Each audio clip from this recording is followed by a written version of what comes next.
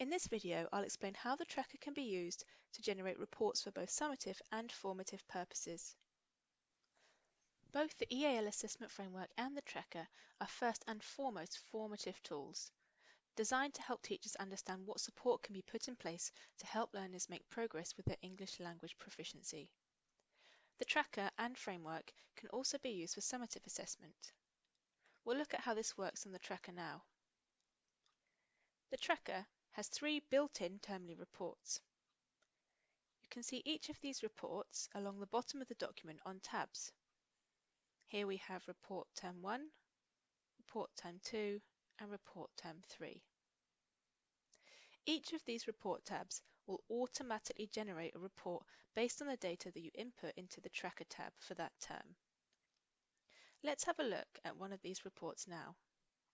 Let's look at Term 3. When you click on the tab, you will see that each termly report covers the 4 skills of the framework: listening, speaking, reading and viewing, and writing. For each skill, the report shows the initial assessment of the learner, where the learner was at the start of the term, the progress they've made throughout the term, and the targets for the following term.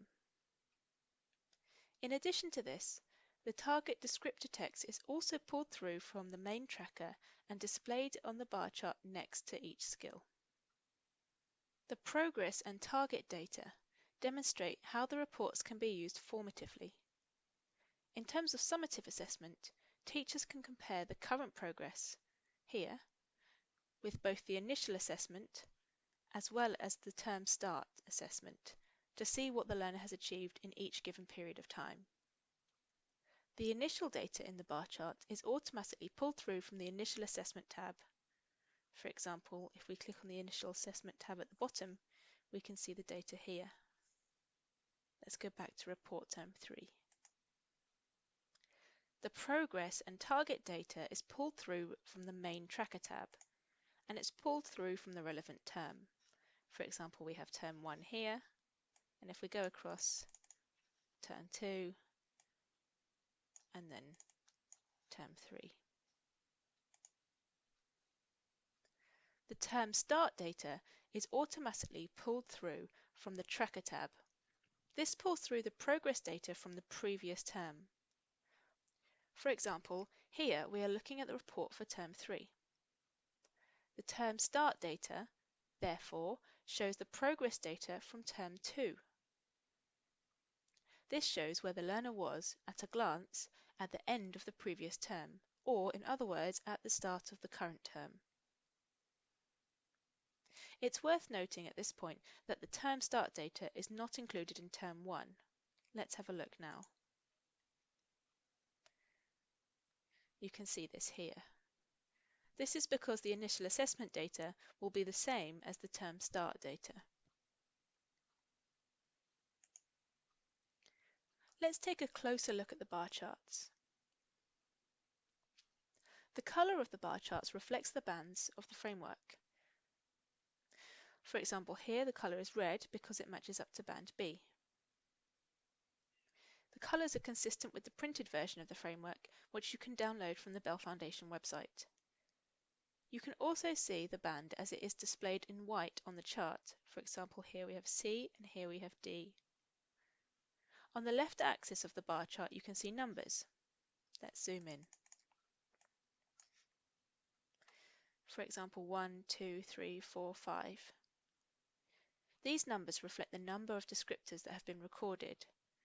For example, we can see here that the learner has evidenced 4 descriptors at band B in their initial assessment in listening, and 1 descriptor at band C in their initial assessment in listening. Let's look at the final part of the report generator.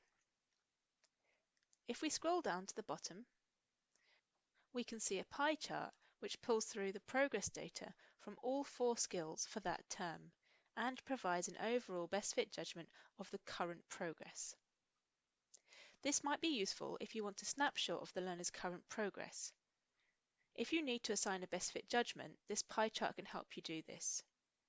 However, while this is useful in providing an overall judgment where needed, It is also important to consider that averages can be misleading, and that by assigning a single band to a learner, there is a risk of overlooking other areas which might need support. Lastly, there is a box here for other comments.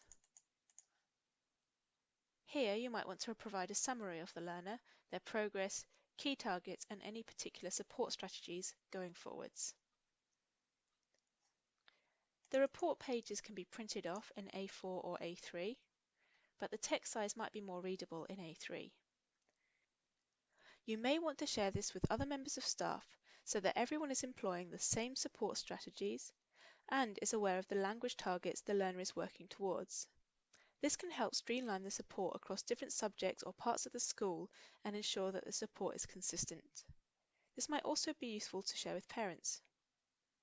That's the end of the video on generating reports. Next, you might want to watch video 10 titled Assigning a Best Fit Judgment for Pupils with Spiky Profiles.